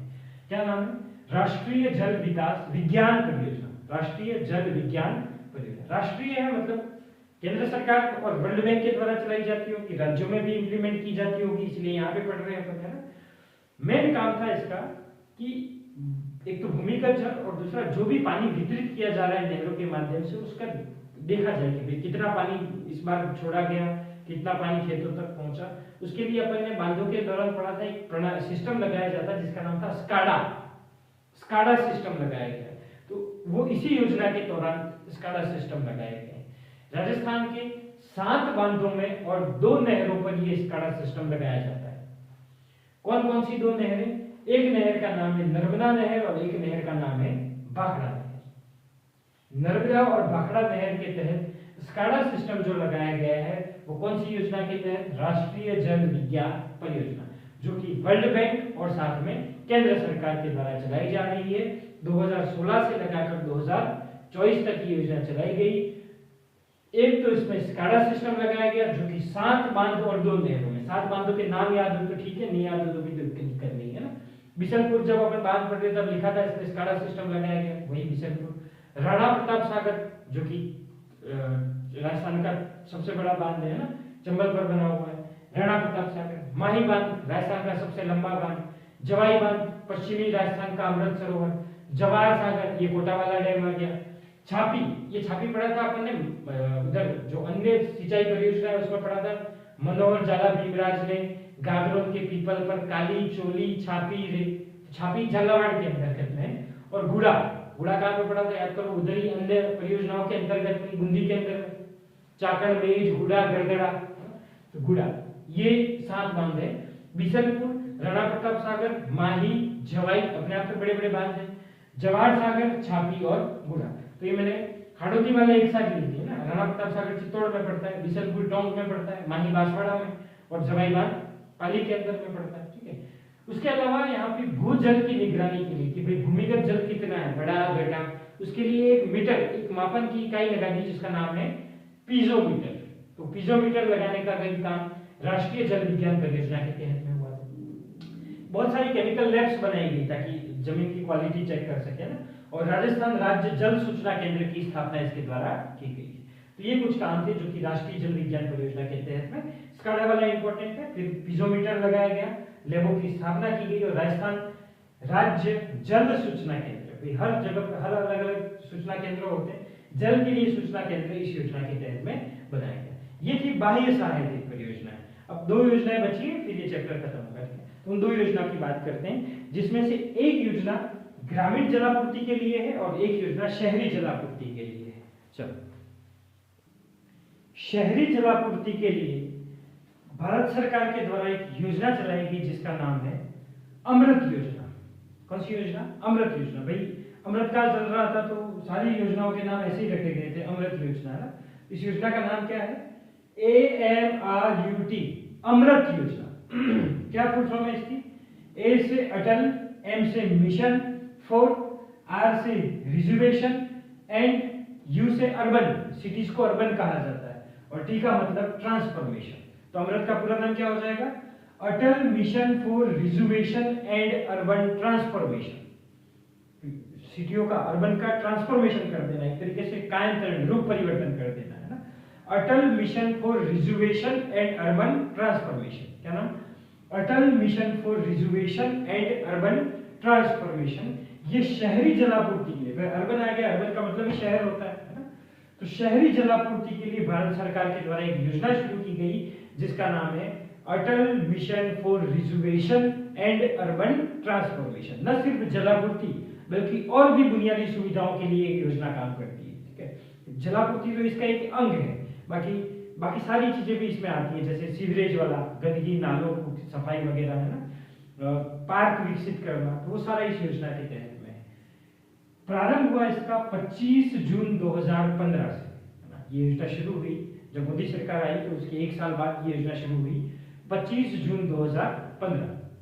कौन से मंत्रालय के द्वारा? तो शहरों में जो मंत्रालय काम करता है उसका नाम है आवासन एवं शहरी कार्य मंत्रालय। शहरों में जो मंत्रालय काम करता है भारत सरकार का, उसका नाम है आवासन एवं शहरी कार्य मंत्रालय। राजस्थान में इसको कौन सा विभाग देखता है? तो राजस्थान में इसको विभाग देखता है जन स्वास्थ्य अभियांत्रिकी विभाग। क्या? जन स्वास्थ्य अभियांत्रिकी विभाग। भारत के अंदर कौन सा? आवासन एवं शहरी कार्य मंत्रालय। और राजस्थान में कौन सा? तो राजस्थान में है जन स्वास्थ्य अभियांत्रिकी मंत्रालय के द्वारा। क्या उद्देश्य है इस योजना का, अमृत योजना का? तो इस अमृत योजना के तहत टोटल 500 अमृत शहर बनाए जाएंगे। कितने शहर? 500 अमृत शहर बनाए जाएंगे। कौन से शहरों को सेलेक्ट किया जाएगा? वे शहर जिनकी आबादी 1 लाख से ज्यादा है। क्या कैटेगरी है? 500 शहर किससे बनाए जाएंगे? वे शहर जिनकी आबादी 1 लाख से ज्यादा है, या फिर 75,000 से ज्यादा भी चलेगी, बस वो किसी नदी के किनारे होना चाहिए, है ना। तो 1 लाख आबादी या फिर 75,000 आबादी भी चलेगी अगर उसके पास में नदी जा रही है। नदी जा रही है तो आसान पड़ता है अपने को काम करने में, ना। तो इनमें से 500, पूरे भारत के अंदर में 500 शहरों का चयन किया जाएगा जिसके अंतर्गत अर्बन ट्रांसफॉर्मेशन किया जाएगा, मतलब बुनियादी सुविधाएं उपलब्ध करवाई जाएंगी। जैसे कौन कौन सी बुनियादी सुविधाएं? पहला तो जलापूर्ति करो। अब जलापूर्ति करने के लिए, अब उधर तो ऐसा है नहीं कि भाई गांव में सीधा पानी छोड़ दिया, हर घर में अपने को नल वाला सिस्टम करना पड़ेगा, तो नल कनेक्शन देना उनको। वहां से जो भी गंदगी आ रही है उसको एक बड़े नाले के अंदर से शहर के बाहर छोड़ना, मतलब सीवरेज कनेक्शन, है ना। तो हरित पार्कों का विकास, पार्क्स बनाना, ग्रीन पार्क्स बनाना, तो ये सारी सुविधाएं उपलब्ध करवाई जाएगी उन 500 शहर। शर्त क्या है कि 1 लाख से ज्यादा आबादी हो या 75,000 से ज्यादा हो, लेकिन नदी होनी चाहिए, ना। राजस्थान में इन 500 में से 29 शहरों को चयन किया गया है। तो अमृत योजना के तहत में राजस्थान के कितने शहरों का चयन किया गया है? 29 शहरों का चयन किया गया है 500 में से। ठीक है, तो राजस्थान में ये 29 शहरों में चल रही है। इसका ही 2.0 वर्जन लॉन्च किया अपन ने। 2015 से शुरू हो रही थी, 2021 में अपन ने इसका 2.0 शुरू किया। ठीक है, 1 अक्टूबर 2021 को अमृत 2.0 लेके आई भारत सरकार, जिसकी अवधि रहेगी फिर 2021 से शुरू हुआ तो 2026 तक, 5 सालों तक चलेगी। तो बजट 2021 से लगाकर 25-26 तक ये योजना चलेगी। इस अमृत 2.0 योजना के तहत किस योजना में कितना पैसा देगी? भाई अगर किसी की जनसंख्या 1 लाख ही है, उसको केंद्र सरकार कितना पैसा देगी? बाकी राज्य पैसा देगा। 1 लाख से 10 लाख के बीच में है, तब केंद्र सरकार कितना पैसा देगी? 10 लाख से भी ज्यादा जनसंख्या है, तब केंद्र सरकार कितना पैसा देगी? राज्य सरकार कितना पैसा देगी? अच्छा, हर शहरों के अंदर में नगर पालिका, नगर निगम या नगर परिषद बना होता है, उसको कहा जाता है urban local body, ULB, urban local body, नगर निगम निकाय, नगर निकाय जिसको बोल दिया जाता है, ना। एक भी गांव में पंचायती राज होता है, शहरों में अर्बन लोकल बॉडीज होता है। ठीक है, तो अर्बन लोकल बॉडीज के द्वारा कितना पैसा दिया जाएगा, मतलब कुल मिला के इसकी वित्तीय भागीदारी कितनी होगी उसको देखें। तो अगर उस जनसंख्या उस शहर की 1 लाख से कम है तो जितना भी खर्च हो रहा है उसका 50% पैसा केंद्र सरकार देगी। ठीक है, अगर उसकी जनसंख्या 1 लाख से 10 लाख के बीच में है तो 1/3 पैसा, यानी कि 33.33%, 1/3 होता है ना, तो 1/3 पैसा केंद्र सरकार देगी। इसमें 1/2 पैसा, आधा पैसा, इसमें 1/3 पैसा, और अगर जनसंख्या 10 लाख से ज्यादा है तो 1/4 यानी कि 25% पैसा किसके द्वारा दिया जाएगा? केंद्र सरकार के द्वारा। चाहे कितनी भी जनसंख्या हो, उस जो भी कुल व्यय होता है उसका 10% व्यय किया जाता है अर्बन लोकल बॉडीज के द्वारा। यानी नगर पालिका हो तो नगर पालिका, नगर निगम हो तो नगर निगम, और नगर परिषद हो तो नगर परिषद। ठीक है, तो 10% पैसा तो दिया जाएगा अर्बन लोकल बॉडीज के द्वारा। 1 लाख से कम जनसंख्या है तो 50% दे देगा केंद्र सरकार। अगर 1 लाख से 10 लाख है तो 33%, 33.33% दे देगा, और 10 लाख से ज्यादा है तो 25% दे दिया जाएगा। क्या क्या काम किया जाएगा, क्या क्या लक्ष्य रखे गए हैं इस अमृत 2.0 के तहत में? 2 काम किए जाएंगे मेनली, एक तो पार्क बनाने, उसको साइड में रखो, पानी का कनेक्शन देना है और सीवरेज का कनेक्शन देना है, ताकि अच्छा पानी चला जाए और जो गंदा पानी है वो नालियों के माध्यम से बाहर आ जाए। तो लगभग 4800 नगरों के अंतर्गत, 4800 शहरों के अंतर्गत अपने को क्या करना है, जल कनेक्शन देना है, नल का कनेक्शन देना है अपने को। लगभग जो लक्ष्य रखा गया है वो है 2.68 करोड़ अपने को घरों तक नल कनेक्शन पहुंचाना है। कितने घरों तक? 2.68 करोड़ लोगों तक अपने को क्या पहुंचाना है, नल कनेक्शन पहुंचाना है। कितने शहरों में? 4800 शहर। पूरे भारत की बात नहीं है ना, तो संभावना कम है कि पूछा जाए, लेकिन फिर भी पढ़ ले तो पढ़ ले, आर्थिक समीक्षा में दे ही रखा है। और जो ये 500 अमृत शहर से लिए जाएंगे उसके अंतर्गत सीवरेज कनेक्शन भी देना है। वो कितना? तो 2.64 करोड़ घरों तक। 2.68 करोड़ घरों तक, ये 2.64 करोड़ घरों तक नल कनेक्शन, भाई पानी ज्यादा पहुंचाना है तो 2.68 करोड़ घरों तक, और सीवरेज कनेक्शन 500 शहरों में, वो 500 शहरों में कितना? 2.64 करोड़ घरों तक। ठीक है, तो ये योजना थी अमृत योजना, जो कि शहरी जलापूर्ति का काम करती है। अब है ग्रामीण जलापूर्ति के लिए योजना। ग्रामीण जलापूर्ति के लिए मिशन है जल जीवन मिशन। शहरी जलापूर्ति के लिए अपन ने अमृत योजना पढ़ी। ग्रामीण जलापूर्ति के लिए जो योजना चलती है, फ्लैगशिप योजना भारत सरकार की, उसका नाम है जल जीवन मिशन, JJM। वर्तमान में चर्चा में भी है क्योंकि इसके तहत घोटाला हुआ था, तो सुबोध करके जो IAS अधिकारी हैं वो गिरफ्तार किया गया उनको, है ना। तो जल जीवन मिशन ग्रामीण जलापूर्ति के लिए भारत सरकार द्वारा चलाई जाने वाली एक फ्लैगशिप योजना है, जिसकी शुरुआत मोदी जब दूसरी बार जीत के आए तब लाल किले से इसकी शुरुआत करी थी। तो 15 अगस्त 2019 से, है ना, 2019 में दूसरी बार सरकार आई, और लाल किले से कब करते हैं? 15 अगस्त के दिन में। तो 15 अगस्त 2019 से इसकी शुरुआत करी। इस योजना की अवधि 2025 तक ही थी, लेकिन चूंकि काम बचा हुआ है, काम पूरा हुआ नहीं है, तो इसकी अवधि को बढ़ाकर अब कर दिया गया है 2028। बाकी 2025-26 तक चल रही थी योजना, है ना। कौन सा मंत्रालय? जल शक्ति मंत्रालय, भारत सरकार के जल शक्ति मंत्रालय के द्वारा चलाई जा रही है। उसमें शहरों में जलापूर्ति के साथ साथ और भी सुविधाएं थी। इसमें उधर विभाग था आवासन एवं शहरी कार्य मंत्रालय, यहाँ पे कौन सा विभाग? सिर्फ जल की बात है तो जल शक्ति मंत्रालय के द्वारा। राजस्थान सरकार का कौन सा विभाग? तो उधर भी था जल स्वास्थ्य अभियांत्रिकी विभाग, इधर भी कौन सा? जल स्वास्थ्य अभियांत्रिकी विभाग। टैगलाइन क्या है इसकी, जल जीवन मिशन की? 3 अक्षरों का नाम, 3 अक्षरों की टैगलाइन, हर घर जल, हर घर तक जल पहुंचाना है गांवों के अंदर में। ठीक है, वित्त पोषण कितना है? केंद्र सरकार इधर वित्त पोषण का क्वेश्चन आता है ना, क्योंकि इसमें यूनिक है, हर जगह पे 60-40 चलता है, यहाँ पर कितने? 50-50 है कि 50% पैसा केंद्र सरकार देगी, तो 50% ही पैसा किसके द्वारा दिया जाएगा? राज्य सरकार के द्वारा। केवल पहाड़ी क्षेत्र को छोड़कर, पहाड़ी क्षेत्र में 90% पैसा केंद्र सरकार देगी और 10% पैसा किसके द्वारा? राज्य सरकार के द्वारा दिया जाएगा। बाकी 50-50 रेशो के अंदर पैसे दिए जाते हैं। ठीक है, इसका लक्ष्य क्या है? 2028 तक प्रत्येक ग्रामीण घर तक, गांव के अंदर जितने भी घर हैं उस हर घर तक हर दिन हर व्यक्ति को मिनिमम 55 लीटर पानी पहुंचाना है नल के माध्यम से। क्या है? 2028 तक नल कनेक्शन के माध्यम से प्रत्येक ग्रामीण परिवार को प्रति व्यक्ति, प्रति परिवार नहीं है, ये लिख के स्टेटमेंट में दे देगा प्रति परिवार नहीं है, प्रत्येक ग्रामीण परिवार के प्रति व्यक्ति को, हर एक व्यक्ति के लिए हर दिन 55 लीटर पीने के लिए पानी पहुंचाना इसका उद्देश्य है। ठीक है, क्रियान्वयन इसका 3 स्तरों पर किया जा रहा है। राजस्थान के अंदर ही, भारत में अलग तरीके से होगा। राजस्थान में 3 लेयर के अंदर में इसका क्रियान्वयन किया जा रहा है। राज्य स्तर पे कमेटी बनेगी, जिला स्तर पे कमेटी बनेगी और ग्राम स्तर पे, गांव के लेवल पर कमेटी, क्योंकि गांव तक योजना पहुंचानी है तो ग्राम लेवल पर एक कमेटी बनेगी। नाम क्या है?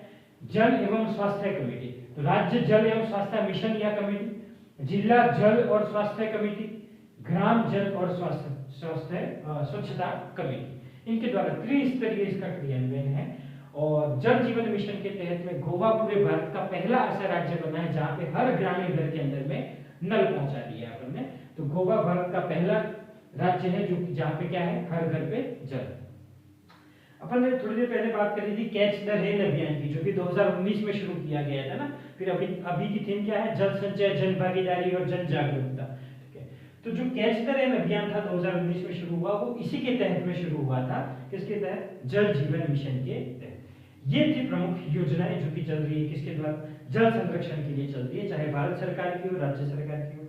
सबसे ज्यादा इंपॉर्टेंट है इसमें जो बाहर से अपने को पैसा मिल रहा है ना, बाह्य सहायता योजना लगभग 4 पड़ी थी अपन ने।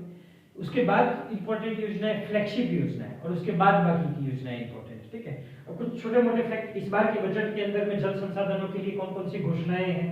एक अभी अवार्ड दिया गया, जो भी अभी अभियान चल रहा है, जल संचय, जन भागीदारी और जन जागरूकता अभियान, तो उसके तहत में 2025 के अंदर में पुरस्कार भी बांटे गए हैं। तो पुरस्कार को थोड़ा सा देख लें, हालांकि प्रश्न आएगा नहीं, करंट अफेयर की चीजें थी, और बजट में क्या है इस बार का वो देख लेते हैं। ठीक है, चलो। जल संरक्षण एवं जन भागीदारी पुरस्कार पे अपन ने पढ़ा कि जो कैच द रेन अभियान था 2019 में शुरू किया, उसकी 2025 में थीम क्या थी? जल संचय या संरक्षण बोल दो, जल संचय, जन भागीदारी और जन जागरूकता अभियान 2025 की उसकी थीम थी। तो उसके तहत राज्यों को और जिलों के अंतर्गत में अवार्ड बांटे गए। नवंबर की बात है, विज्ञान भवन जो दिल्ली के अंदर में, वहां पे अवार्ड बांटे गए। उसमें राजस्थान की रैंक रही 3rd में। 2025 में जल संचय और जन भागीदारी के लिए जो काम किया, उसमें राजस्थान की रैंक रही 3rd, और जिलों के अंदर में जो पश्चिमी क्षेत्र के जिले हैं उसमें 1st स्थान पे रहा है भीलवाड़ा, और 2nd नंबर पे कौन रहा है? बाड़मेर। भारत के अंदर में जो पश्चिम के अंदर जिले हैं उसकी अलग से रैंक निकाली गई, उसके अंदर में 1st है भीलवाड़ा और 2nd नंबर पे है बाड़मेर। 2025 की बात है। चलो, इस बार के बजट के अंदर में क्या क्या है कि आगे क्या क्या किया जाएगा जल संचय के लिए, जल संरक्षण के लिए। तो जल प्रबंधन हेतु एक सेंटर ऑफ एक्सीलेंस बनाया जाएगा, उत्कृष्टता केंद्र या सेंटर ऑफ एक्सीलेंस बनाया जाएगा। उसकी स्थापना की जाएगी कहां पर? जयपुर के अंदर में। तो जल प्रबंधन के लिए सेंटर ऑफ एक्सीलेंस या मैं बोलूं उत्कृष्टता केंद्र की स्थापना कहां पर की जाएगी? जयपुर के अंतर्गत में। दूसरा, bureau of water use efficiency. Bureau of water use efficiency, एक ब्यूरो, एक कमेटी का गठन किया जाएगा वाटर यूज एफिशिएंसी पर, कि उस पानी को एफिशिएंट तरीके से, है ना, एफिशिएंट को क्या बोल सकते हैं अपन? सुचारू या सुगम रूप से यूज करने के लिए पानी को एक ब्यूरो का गठन किया जाएगा। कहां कहां पर? एक तो HCM रिपा में, जहां पे अधिकारियों की ट्रेनिंग वगैरह होती है ना, RS वगैरह की। हरीश चंद्र माथुर जो राजस्थान, इनका नाम क्या है, एडमिनिस्ट्रेशन सर्विस का जो ट्रेनिंग होती है वो इंस्टीट्यूट है Rajasthan institute of public administration ना, Harish Chandra Mathur, Rajasthan institute of public administration, Jaipur के अंदर में है। तो HCM रिपा के अंतर्गत ब्यूरो का गठन किया जाएगा। राजस्थान का जो सचिवालय है वहां पे गठन किया जाएगा, और जल भवन के अंदर में इसका गठन किया जाएगा। किसका? Bureau of water use efficiency का। फिर अपन देख रहे हैं कि भाई अभी जितनी भी वर्तमान में राजस्थान सरकार की परियोजना चल रही है, सब में सूक्ष्म सिंचाई, माइक्रो इरिगेशन, यानी बूंद बूंद से सिंचाई करो ना, आप ड्रिप इरिगेशन, बूंद बूंद या मैं बोलूं स्प्रिंकलर, फव्वारा पद्धति सिंचाई करो, सारी योजनाएं उसको प्रमोट कर रही है। क्योंकि अपना टारगेट है कि 2030 तक जो वर्तमान में अपने माइक्रो इरिगेशन हो रहा है लगभग 24% भाग पर हो रहा है ना, जो सूक्ष्म सिंचाई हो रही है वो 24% भाग पर हो रही है, उसको 2030 तक अपने को बढ़ाकर कितना करना है? 51% तक के लेके आना है। मतलब आधी से ज्यादा सिंचाई अपनी सूक्ष्म सिंचाई से होनी चाहिए, वहां तक अपने को लक्ष्य को पहुंचाना है। तो इस हेतु क्या किया जाएगा? 3 लाख हेक्टेयर क्षेत्र में सूक्ष्म सिंचाई संयंत्रों की स्थापना की जाएगी। 3 लाख हेक्टेयर अपने को एरिया लेना है, वहां पे सूक्ष्म सिंचाई परियोजनाओं या सूक्ष्म सिंचाई संयंत्रों की अपने को क्या करनी है? स्थापना। तो ये था चैप्टर भू जल और जल संरक्षण। वाटर ज्योग्राफी अपनी यहाँ पे समाप्त होती है, जिसके अंतर्गत अपन ने सबसे पहले पढ़ी थी राजस्थान के अपवाह तंत्र, जिसमें सारी नदियां पढ़ी अपन ने। नदियों के अंतर्गत बंगाल की खाड़ी की नदियां, अरब सागरीय नदियां, अंतर्वर्ती नदियां। उसके बाद अपन ने पढ़ी राजस्थान की झीलें, झीलों के अंदर खारे पानी की झीलें, मीठे पानी की झीलें, मीठे पानी में भी प्राकृतिक झीलें, कृत्रिम झीलें पढ़ी। फिर अपन ने तालाब पढ़े, कुछ कुएं पढ़े। उसके बाद अपन ने पढ़ा कौन कौन से बांध हैं, सिंचाई परियोजनाएं, नहर परियोजनाएं।